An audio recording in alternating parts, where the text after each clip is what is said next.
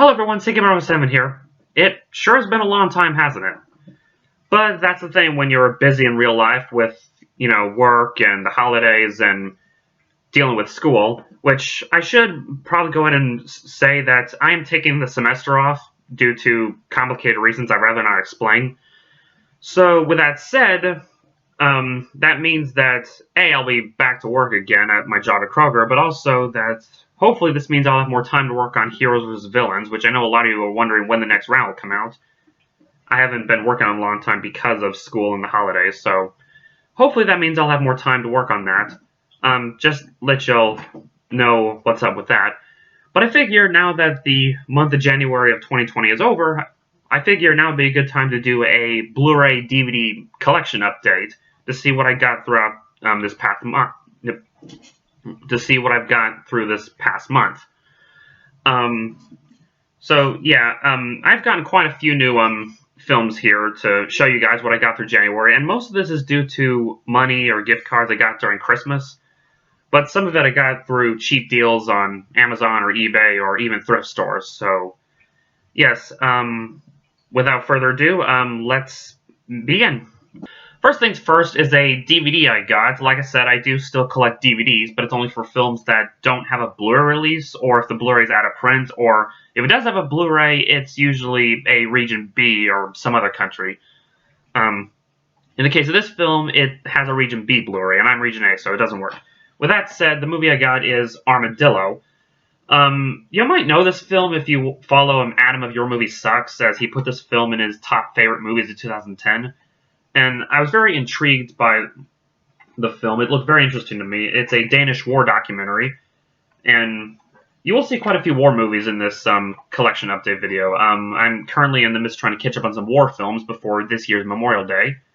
But yeah, I still have yet to watch this. I do look forward to check this out when I have the chance. So yeah, Armadillo. So we got the one DVD out of the way. Let's move on to the Blu-rays. First things first is these first three I got at a Dollar Tree. There was like a sale going on, so I went ahead and picked these up. First up is Moneyball, starring Brad Pitt. This was nominated for Best Picture back in 2011. I admit I'm not a sports person per se, but there are sports movies I do enjoy, like Remember the Titans or The Sandlot and stuff like that.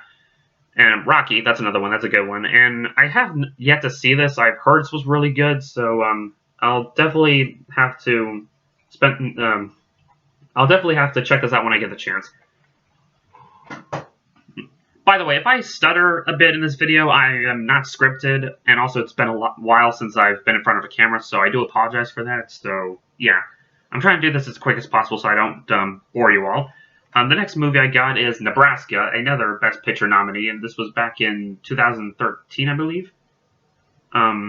But yeah, another one I definitely look forward to check out. Yeah, I should mention most of these films I have yet to watch, but I do intend to watch them. Hopefully I'll watch them all before the next Blu-ray update video I do. Next up is Platoon, another war film that's supposed to be a classic, starring Willem Dafoe and Charlie Sheen. Again, definitely look forward to check this out when I get the chance. These next two Blu-rays I actually picked up at the Kroger I work at, so they just had a couple of films, and mostly films that aren't that good, but there were a couple that I picked up that are pretty decent films. The first being Disney's Enchanted. I've seen this film a long time ago, so I don't remember too much, but I remember really enjoying it, and it seemed like at the time it was the return of Disney traditional hand-drawn animation, even if it is only in the first portion of the film. And this was the movie that, if I remember correctly, did introduce me to Amy Adams, so there's that. And the other film I picked up is also a Disney live-action movie, and that is The Chronicles of Narnia, The Lion, the Witch, and the Wardrobe. Really loved this movie when I went to see it in the theaters back in 2005. Hard to believe it's been that long ago.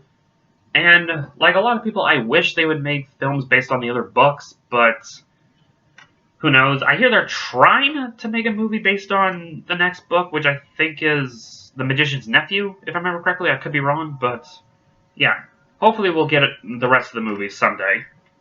Next up is a Western that I picked up at a used DVD Blu-ray store that's really cool. It's a really giant Blu-ray store. And that is True Grit, the original. I already had the remake with Jeff Bridges and Josh Brolin.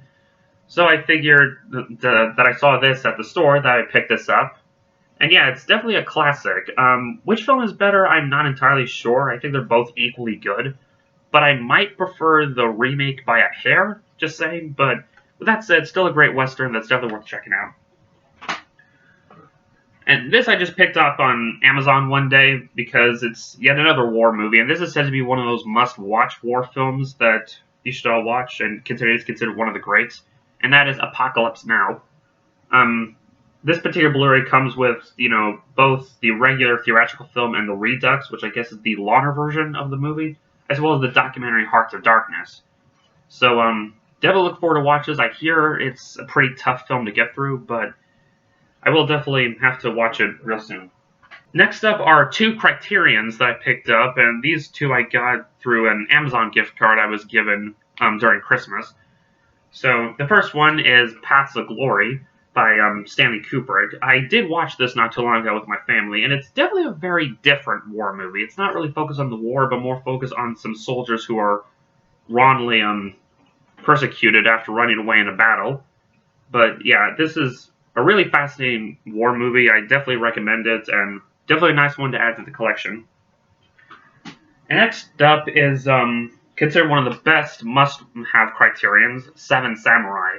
I've always been wanting to see this movie. I have never seen a movie by Akira Kurosawa. This is said to be his magnum opus, and I definitely really look forward to check this out. This is like a 3.5 hour long movie. It's so long, but I'll definitely have to take the time to sit down and watch this, but yeah, I'm definitely glad to have this in the collection. Next up are two Kino Blurays, and these are the most recent ones I've gotten. I haven't had a Kino Blu-ray ever in my collection, so it's very neat to have these two. In case you don't know, they collect much older classics, like really old classics. And the first of these being the Cabinet of Dr. Caligari. So this is the oldest horror film ever made, or at the very least, feature-length horror movie. I already saw this movie on YouTube one day, and it's a really fascinating film. And I got this off of a purchase on eBay for a pretty good deal, especially with its slipcover intact.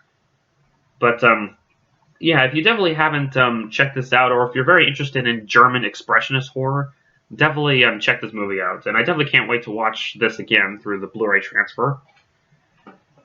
And the next Kino Blu-ray is also from the 1920s, and that is Battleship Potemkin. I don't know if I pronounced that right. This is a Russian war movie from 1925.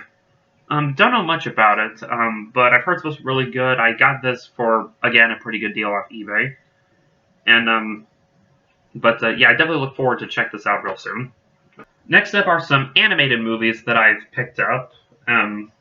First thing is a Disney classic, Cinderella.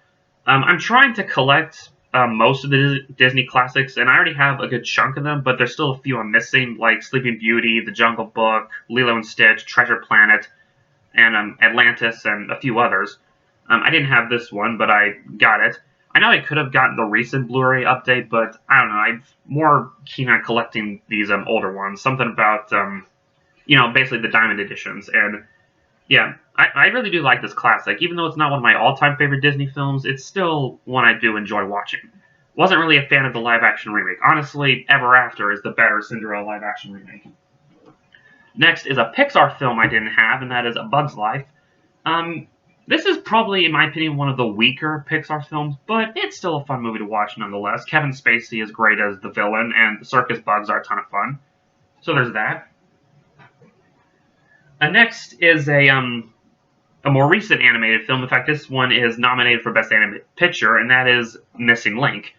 I'll be honest, I still have not watched this film yet. I got it because A, I wanted to see it, and B, given the recent nomination and how it was the winner at the Golden Globes, I figured I'd check it out before the Oscars, so I do plan to watch it before then.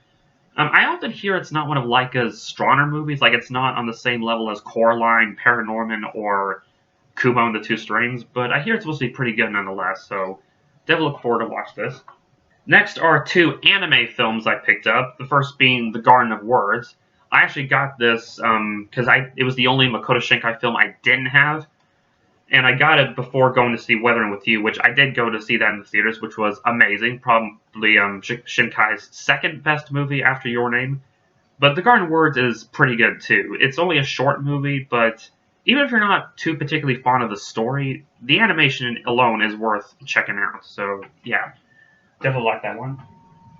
And next is a much older anime film. This from 2001 that finally got a Blu-ray release, and that is Millennium Actress.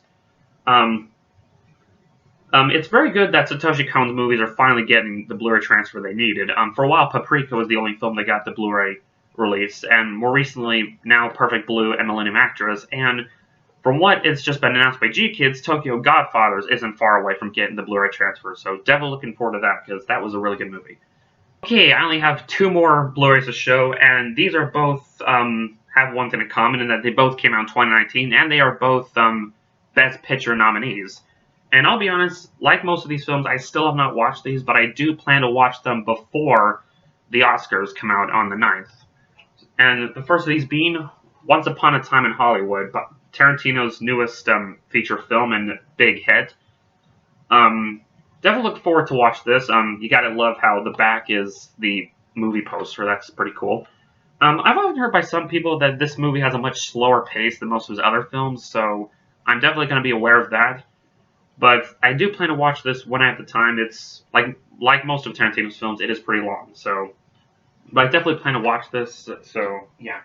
And finally, it's a film I really wanted to see because based on what everyone said, and it's the film with the most nominations. And that is Joker.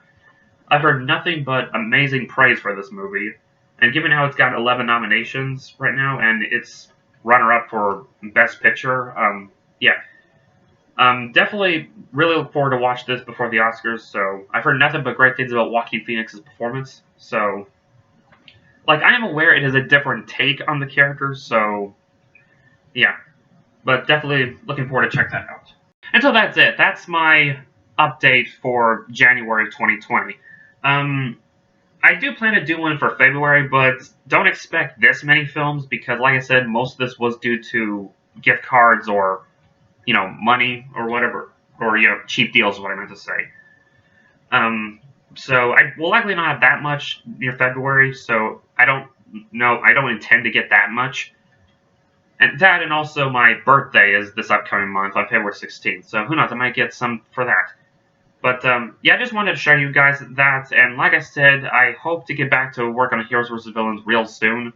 Don't know when the next part of Round 1 will come out, so that all depends on my job and everything going on with my family. I got a lot going on this month, so we'll see how that goes. So yeah, this is Seeking 7, and you all have a nice day.